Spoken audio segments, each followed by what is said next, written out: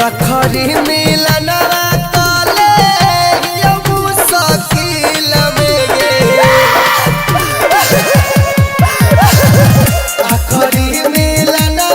काले यमु सकील में गे डॉक्टर बतल कहू हमारा कैंसर हौ दिल में गे डॉक्टर बतल कहू हमारा कैंसर हौ दिल में डॉक्टर बतल हमारा सुन के खबरिया डूबल हौ झील में गे डॉक्टर बतल हमारा कैंसर हौ दिल में गे डॉक्टर बतल हमारा कैंसर हौ दिल में गे डॉक्टर बतल हमारा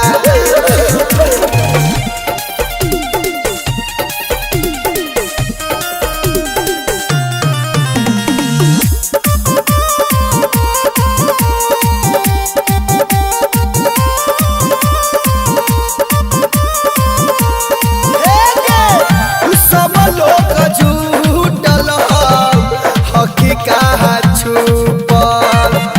भेलै कौना गलती के जानू हकी हमसे रूठल सब लोग जुटल